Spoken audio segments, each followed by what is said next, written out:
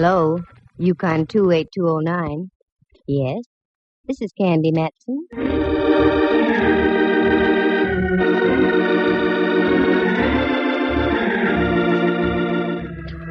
Do you have a little unsolved murder in your home? Got some blackmail you want to unload? Are you the victim of some vulgar extortionist? I know a girl you should meet. She may not be the greatest private eye in the world, so what if it does cost you $300 or $400? She sure is sweet.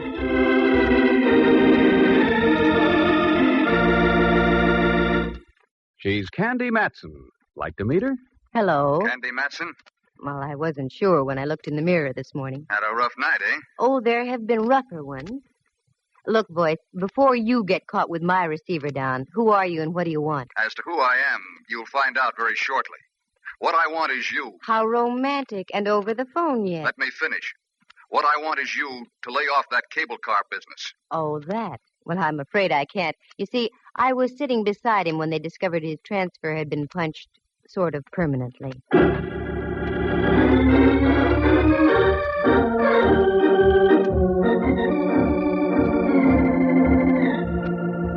That's how things happen with me.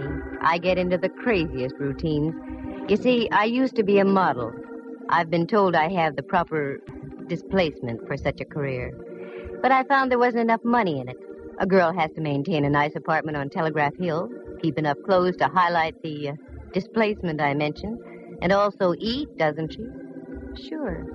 So I turned private eye. You meet a better class of people, mostly named Rigger or Mortis. Now take this cable car deal. It's positively fantastic. But after all, this is radio, isn't it?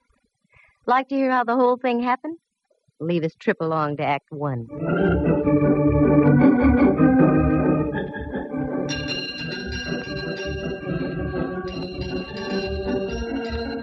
I wanted to get downtown that morning, but I couldn't take the F car on Stockton.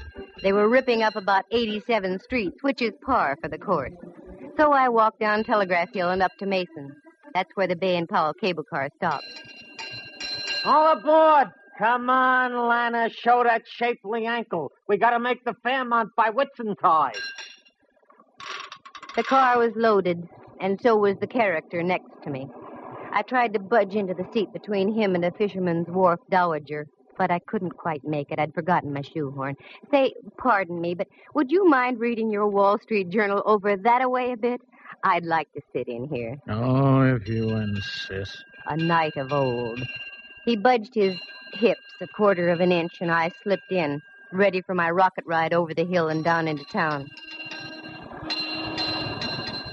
The trip, as usual, was uneventful. 3 smashed fenders and several choice words I'd never heard before, but I wrote them down.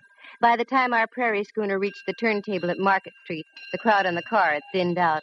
But Buster was still beside me, his head buried in common and preferred. Market Street. I started to get down. Hey, lady, take your boyfriend with you. We're heading back up the hill. Boyfriend? I'll sue. He looks like the advance man for Lewis and Clark. How do you like that? He fell asleep over his stocks and bonds. I looked again. Hipsy wasn't asleep. Hipsy was stone cold dead on Market.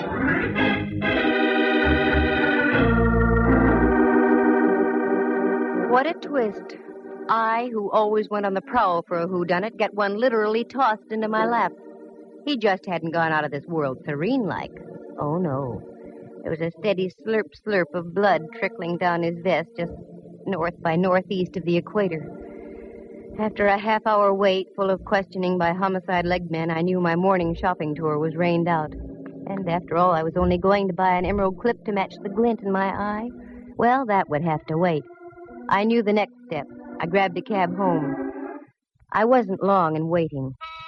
Right on cue. And if it was the right cue, it would be Lieutenant Ray Mallard from headquarters, daintily pressing his cuticles against my apartment buzzer. I was right. What? I've been expecting you. Come on in, Mallard. You've been expecting me. Why, Candy? Naive little rover boy, you. Have a drink? No, I'm not in the mood.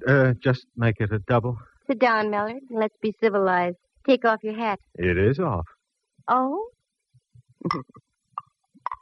Candy, for once I'm puzzled. You're just saying that. Yeah, because it's true. I've checked and rechecked. No matter how many loose ends I tie together, I still get no connection between you and Dwight Ellsworth. Dwight Who'sworth? Ellsworth, your extremely limp traveling companion on the cable this morning? Mallard, I can give you an angle on that. Yeah? Yeah. The angle being that I didn't know him from Adam. Level? Straight. Oh, look, honeypot, this mediocre dialogue is getting us nowhere. What did you haul your size 11s in here for? Oh, frankly, I don't know. Here, fill it up, will you? Well, you're not just going around in circles, Mallard. You're going around in doubles. Yeah. Like I've said before, Candy, you've got a pretty view from here. Oh? Wait till I turn around. I mean from your window. Look at that ship down there, just docking. Where? Down there. There's romance for you. Probably just in from the Far East. Here's your drink. Oh, thanks. You know, it is sort of romantic. Don't you think it'd be fun to jump on a tramp like that and whisk off to the South Seas? Hmm? On a honeymoon? No. That's what I thought. South Seas. Mallard. Don't call me Mallard. Why not? We're just playing for ducks, aren't we? Oh, very crisp. Playing for ducks. No, Candy, we aren't. Not in this case. We've got a dead man in our hands. Rudy Toot shot right through the heart. And you were sitting next to him. Sure. Go on now. Get out of here. What? You heard me. Lift your hindquarters and get back to headquarters. Candy, I don't like that look. You've got something on your mind. Yeah, but you wouldn't recognize it if I told you about it. One word of warning. Don't dabble. You're in deep enough. Got it? Got it. Here's your hat. Grab it. So long, Mallard. See you around a jailhouse sometime. Fi-fo-fum. 'Twas then I smelled a big fat fee. That great, big, kind of attractive Mallard. He missed the boat. Oh, he saw it, but he missed it. It was that ship he saw docking. That was the first time I came out of the dark since my Tunerville ride down the hill in the morning. I needed help, so I called an old friend of mine, if you can call that help. Rembrandt Watson was his name. He was a photographer and other things. He spent most of his life in the darkroom dabbling with bottles. His negatives and prints were sharp. His thought processes not quite. But he'd given me assistance in the past, so I called him. Rembrandt Watson speaking. Photography, portraits, and camera work. Yes, Rembrandt, I know. Also available for gardening, janitorial service, and babysitting. Rembrandt, it's Candy. Especially if they're over 21. Who? Candy? Now you're tuned in. How dare you, baggage. I was experimenting with a new type of formula. 90 proof for 100. 100. And Candy, it works beautifully.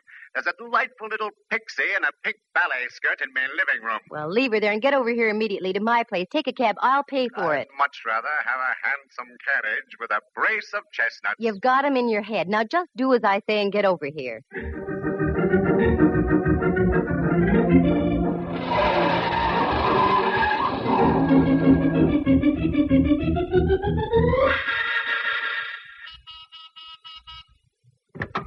Float in, Rembrandt. Gadfrey. Where's the man to take me cloak, gloves, and topper? You're wearing a sport coat and slacks, and you know I have no man. And therein lies your basic trouble, my dear. You have no man. Now, Rembrandt. Every man should have a woman. Every woman should have a man. It's the incontrovertible law of the universe. Candy, you should have a man. You. Sure. I'm no longer a man. I'm a sprite transcending the world. Well, stop transcending a moment and come down to earth. We've got a job to do. How poetic. How idyllic. We've got a job to do. For money? Eventually. Oh, one of those. Very well, my dear. Bring me up to date. Well, I don't really know if I can or not. Good. And I shall leave and return to me formula. Oh, no. What I mean is, the whole story is so fantastic you'd never believe it. I might. Try me, Candy. Well, I get on a cable car and sit next to a character reading the Wall Street Journal. A strange coupling. A cable car and the Wall Street Journal. Yeah. And when we get to the end of the line, my friend next to me is dead. Probably the ride down the hill frightened him to death. He looked like a used punch board. He had a neat little bullet hole through his heart. Candy, my little ballerina friend in the pink skirt is more believable than what you just told me. I told you it was fantastic, but none of how it happened. Now, sooner or later, Mallard is going to come out of his fog. And when he does, I'm going to be out of a fee. A fee that so far doesn't exist, my pretty. It will, if my hunch is right. Now, here's what I want you to do. Go down to the Chronicle and get all the back files you can on Southern Islands Steamship Company. The Chronicle? A pleasure. I have a few questionable companions, there who indulge in formulas. Stay away from those companions and just do as I ask. Very well, my dove. I go, but entirely against my will. And where will you be? Around town, Rembrandt. I've got to do some legwork. Let me assure you, Candy, you have just the right equipment for it, too.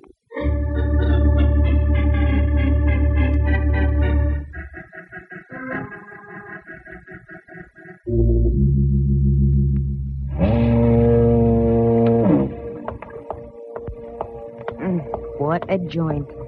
I'll bet they mount slit gullets on the walls instead of deer heads. Well, come on, Candy. Get your tools out and screw up your courage.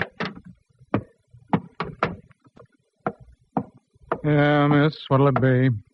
Nothing right at the moment except information. Information, water, both free. What do you want to know? Well, I'm looking for the purser off the Dwightsonia. I hear he does his shore duty in here. That's right. Name Campbell. That head on the table over there belongs to him. Thanks.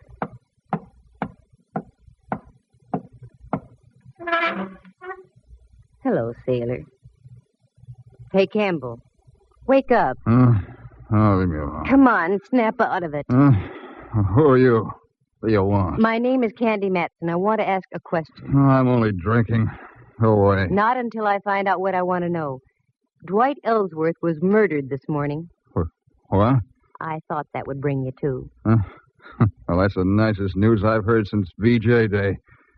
What do you want to know? Where does his brother live? That stooge.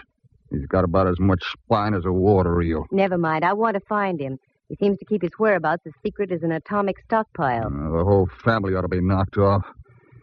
He lives out in Seacliff, 25 Dashel Road. Good. Bartender, buy my friend a little reward. And one for yourself, too.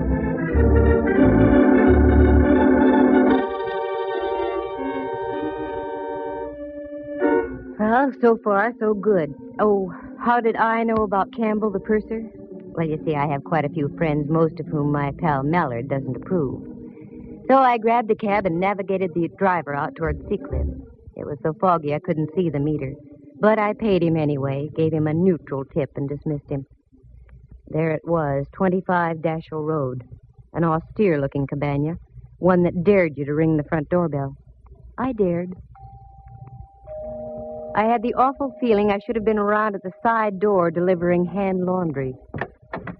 Good evening. Except for the fog, yes. Is Mr. Ellsworth in? Yes, he is. But I'm afraid I must ask you to leave. There's been a death in the family. I know. That's why I'm here. Come in, please. Thank you. Walk this way, please. Oh, I'm afraid I couldn't, even if I lived to be 100. Mind your tongue, young lady. You're in the house of an Ellsworth. Oh, hoity-toity. The old babe had delusions of grandeur. Well, no need to get uppity with me. I've mingled with royalty. I once played a bit part in a Rita Hayworth picture. But this old gal was really something. She couldn't have been more than 45, yet looked like something out of the Barretts of Wimpole Street. She ushered me into a large-ceilinged living room, and there on the divan was my boy, his head lowered into his hands and quite obviously touched. Quite obviously. Roger, this young lady is here to see you. I don't believe you mentioned your name. Candy Matson. Matson? Are you in shipping, too? Of a sort. Oh, this is my wife, Miss Matson. You'll pardon me if I don't seem hospitable, but my brother was murdered this morning. I know. I was sitting next to him when it happened. You were? Don't talk to her, Roger. I don't trust her. This whole thing is a threat of some kind. No, it's not a threat. It's a business proposition. I'll come right to the point. You see, I'm a private detective. Oh, one of those persons. Put your nose back down, Mrs. Ellsworth. I want to get the show on the road. Yes, I'm a private detective, and I'm in a spot, too. The police think I'm connected with the case in some way, so I'm here for a double purpose. I'm listening, Miss Matson. Roger, I forbid you to speak with this woman. Too late, Mrs. Ellsworth. Now, this is it. I'm in this business to make money. Give me a check now for $300, and I'll find out who killed your brother. And I'll also clear myself. Roger, I'm warning you. Naturally, you want to see the killer of your brother brought to justice, don't you, Mr. Ellsworth? Don't you? Yes. Here, I'll make a check out right now. Thank you. Just make it out to Candy Matson. Payable today. A lovely collection of guns you have, Mr. Ellsworth. You hunt much? Oh, yes. Yes, my wife and I are quite fond of shooting. She's an excellent shot. There you are. Thank you. I'll be in touch with you sometime tomorrow. Mr. Reed didn't say a word. She just stood there against the fireplace and shot sparks through me. After I waved the check in the air a few times to dry the ink, she showed me to the door. Very clever, aren't you? Taking advantage of a weak-willed man. I wonder who made him that way. Don't cash that check. I mean it. Don't cash that check. Mrs. Ellsworth, $300. I need the money, badly. I need some new rolls for my player piano.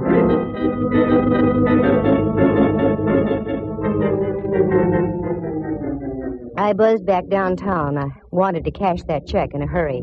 I knew of only one person who would give me the crisp green at that hour of the night. Uncle Charlie, the honest miller who ran the chase room. Uncle Charlie, in the strict sense of the word, was a gentleman. So with a tender little pat on my cheek, he cashed the check, and I went up Telegraph Hill and home. All of a sudden, my eyes did a couple of inverted loops. Oh, my lights were on. Who's in here? All right, speak up. Oh, Candy, the light of my life. Come join our party. Oh, Rembrandt, you gave me a scare. You don't scare easy either, Candy. Got something on your mind? And Mallard. Well, how ducky, a midnight soiree. What goes on here? Well, that chicken you had in the icebox is delicious. Was delicious. Looks like you've done everything but eat the bones. Your vintage is superb, too, Candy. Have a little formula? No, come on, what gives? That's my line, Candy. What gives? You're in on something, and I want to know about it. Oh, Mallard, believe me, it's nothing. I'm just trying to parlay a couple of hunches. Tall hunches. Look at all those clippings on the South Sea Island Steamship Company. What are they for? I meant to tell you, Candy, I had remarkable success down at the Chronicle. There's everything you want on that steamship line. Oh, Rembrandt, did you have to tell the whole world? Candy, you chide me unnecessarily. I merely had the clippings on the table when Hawkshaw here walks in on me. Okay, Candy, take it from there. I can't tell you yet, Mallard. Nothing makes sense yet.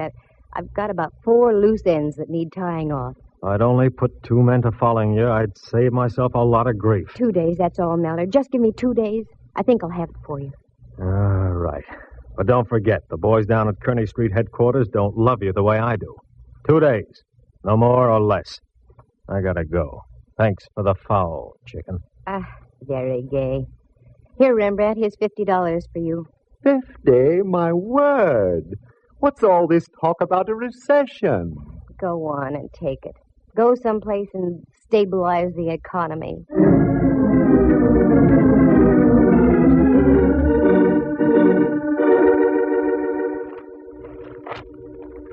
I whipped through the old newspaper clipping. It was all there. Fire at sea on Ellsworth ship. 2 seamen lost off Ellsworth ship near Honolulu. South Sea Island line ship loses rudder in storm. On and on it went over a period of 3 years. I threw the papers back on the table. Helped myself to some of Rembrandt's formula. Turned down the lights and went out on the porch. The bay was dark except for an occasional path of light from a passing freighter. I sat down to think and think. Then, click, just like that, 2 little tumblers in my mind fell into place. Only one thing to do, and that was to do it the hard way. The next morning, just as the ferry building siren was announcing 8 o'clock to downtown San Francisco, I got Rembrandt on the phone. Candy, what on earth are you calling me for at this hour? Can't help it. There's work to be done. I did my work last night so extremely well that I'm just going to bed now. Sorry, you'll just have to delay your sack time. Meet me at the corner of Mason and Union in 10 minutes, right where the cable car stops. Now, what are we going to do? We're going to take a cable car ride. What? One of those bouncing, jerky little contraptions? Not the way I feel this morning. Oh, yes, you are. Union and Mason in 10 minutes.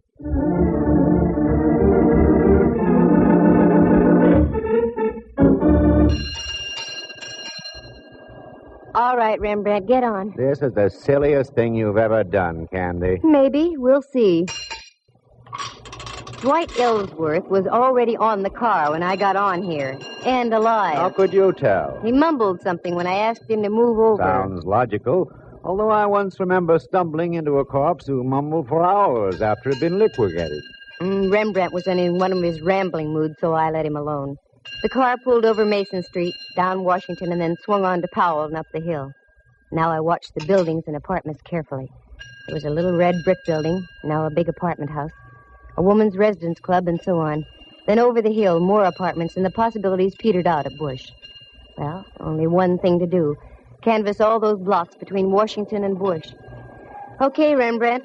Off the car. The strangest corpse I ever did see. What'd you say, Candy? Off the car. Come on. Now what? I just want to get to bed. Well, not for a long time, Boy Blue. Now, here's the pitch. You take this building, and I'll take the next. We'll alternate as we go along. Ask if a tall woman with a horsey face and dressed something like Queen Victoria ever lived around here. Oh, Candy. I know it sounds wild, but it's got to be done. A horse with a tall face and dressed something like... Oh, Rembrandt, look at me. Get that smoke out of your brain. A tall woman with a horsey face and dressed something like Queen Victoria. You got it? Got it. Okay, get going.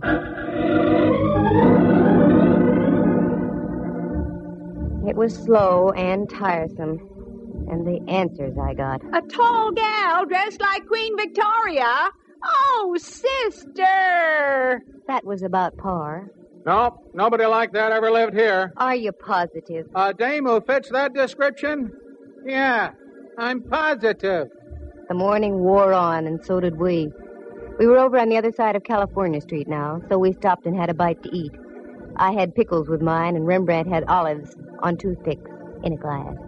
And again, we picked up the hunt. My heart was suddenly making with a rumba. There, just on the other side of Clay, in front of a 3-story red brick house, was a police squad car.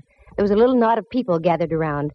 Daintily lifting my crinoline, I did a Mel Patton down the block and up the front steps. I didn't have any trouble finding the room. The door was wide open, and there was a body on the floor. 4 representatives of the law were buzzing back and forth. One of the buzzees was Mallard. Well, my little ambassador of violence. Why is it you're always around the extremely dead, Candy? I've got no time to brandy the ad-libs, Mallard. Who is it? I don't know yet. No identification. Let me see. Oh, a pen pal, maybe. I was right. I knew it. Knew it? Knew what? You're right, he was a pen pal. He wrote me a check last night for $300. His name is Roger Ellsworth.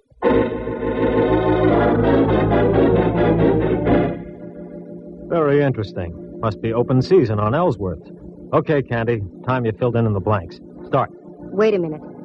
I want to look at the window over here. Mallard, there are a couple of younger Ellsworths living around town here. I'm sure you'd like to see them stay healthy. Yeah?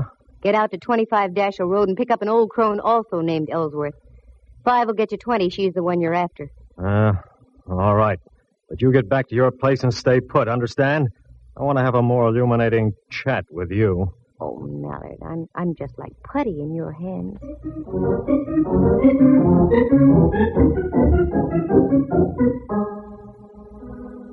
The moon was coming up over Diablo and spraying a path of silver on the bay. Still no Mallard.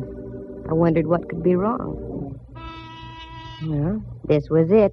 This was the showdown. Have you seen a tall face with a horsey woman? Oh, Rembrandt. Candy, I'm so mad at you I could...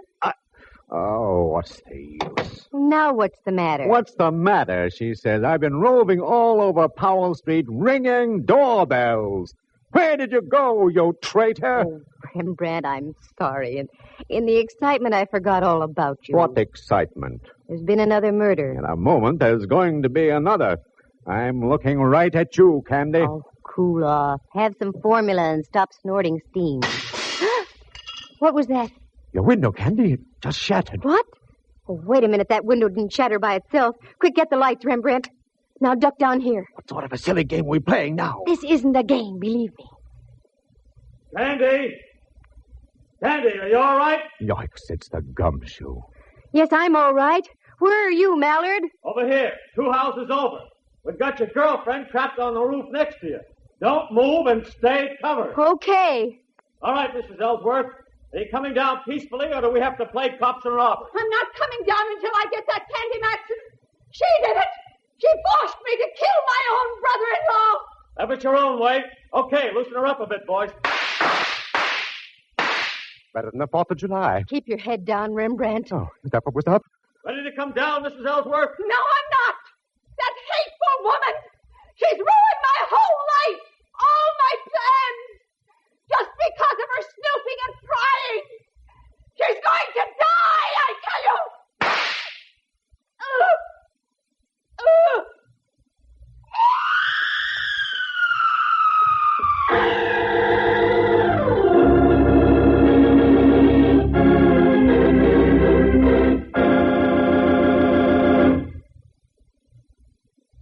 It was a miracle, Candy. You must have moved slightly just as she shot at you.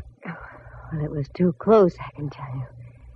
She's dead? Oh, decidedly. I think she was dead before she hit the ground. That one shot got her. We went out to her house, and she was just driving off when we got there. We trailed her up to North Beach, lost her for a block, and then spotted her car at the top of the hill here. We arrived just as she was getting on the roof next door. Okay, now you tell me your little dream. Well, it was that ship docking that set my wheels going around. The name Ellsworth started burning in back somewhere. You saw the clippings we dug up. Yeah. The South Sea Island steamship lines were slowly being sabotaged. I did some checking, and I found that the insurance companies weren't going to renew. Yeah. I don't know why I didn't tie that in sooner. Oh, it's just that you have too many things on your mind, Mallard, dear. I went out to the place on Dashiell Road, and when I left, I was pretty sure the old girl had knocked off her brother-in-law. Why? Well, for several reasons. One, she was a venomous old witch. Two, you've never seen such a collection of guns in all your life. And her husband admitted she was a darn good shot.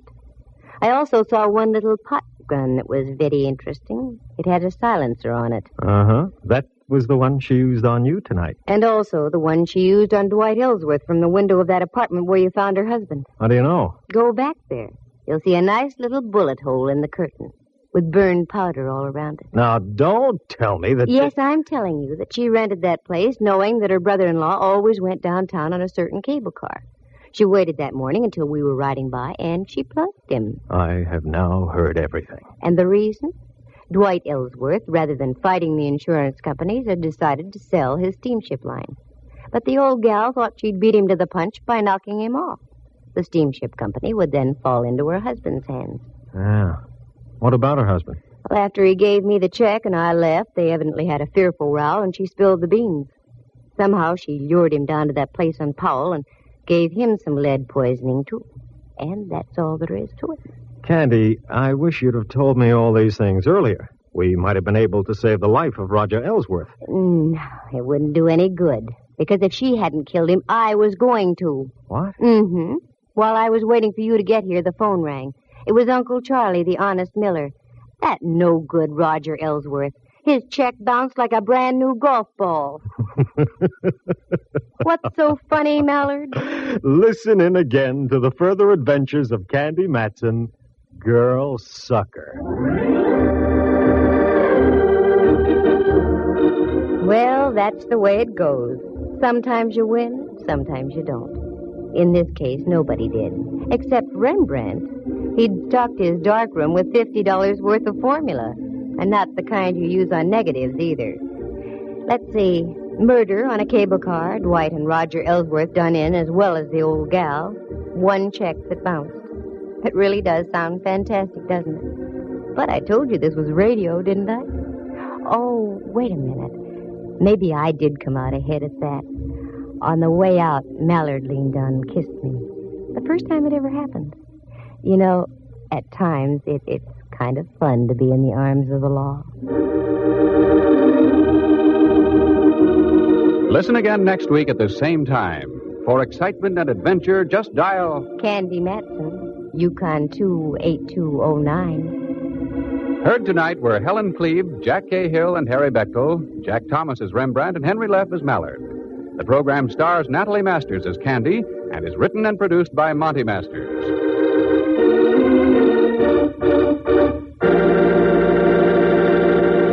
This has been a presentation of NBC, the national broadcasting company.